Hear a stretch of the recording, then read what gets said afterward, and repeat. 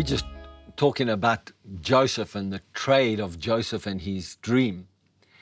And in the previous session, I was talking to you about a number of areas we would cover. We'd cover the brothers, we'd cover the dream, the brothers, the traders, and the blessing and the future.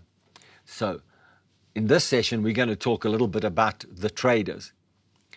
Traders are people that will come across opportunities.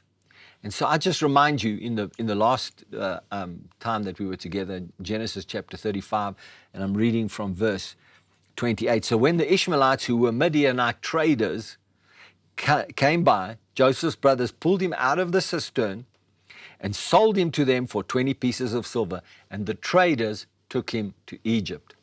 So traders are generically in life. Traders are people that will see an opportunity. When they see an opportunity, they will say, what do I have to do to get this opportunity? They will put a price on what it would cost, and they would seize the opportunity for the profit that they can make.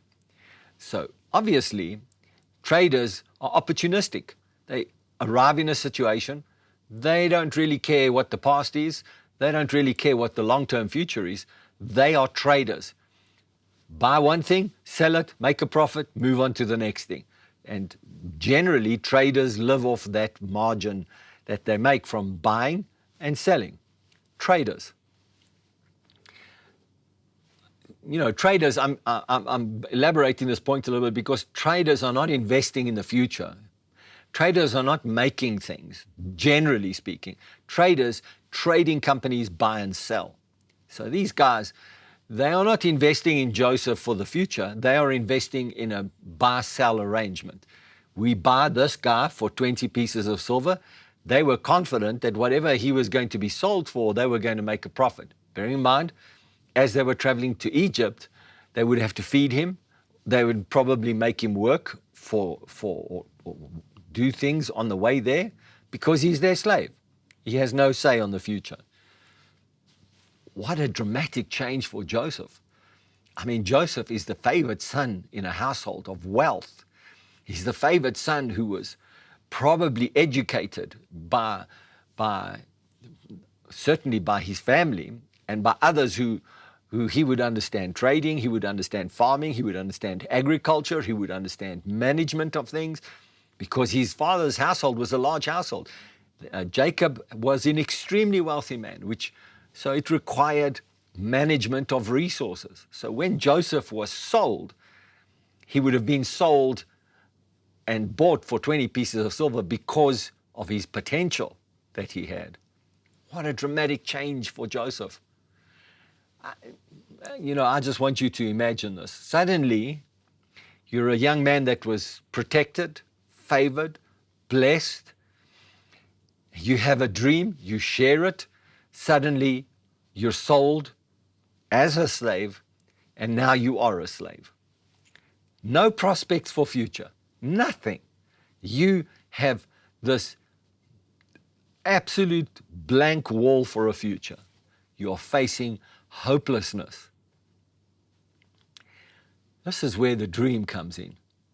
If you're Joseph, you have to understand, if God gave him the dream, then it doesn't matter what his situation is, he's got to hold on to that dream. I'd go so far as to say that there was nothing else he could hold on to, because his brothers were going to tell his dad a story. He would have recognized that.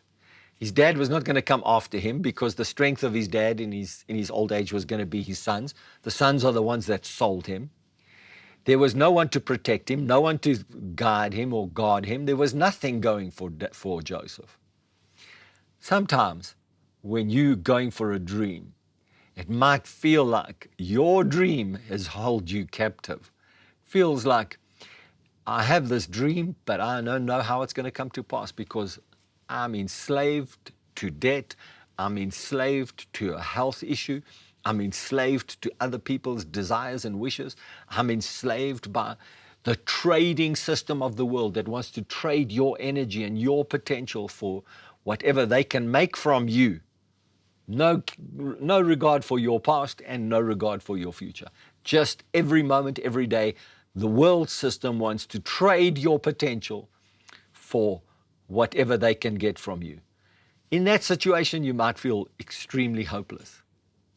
But God, if God gives you a dream, it might be the only thing that you can hold on to. It's the only thing that you can keep in your mind, keep in your mouth, keep in your heart, and keep believing, trusting that God is going to make the dream that He gave you come to pass.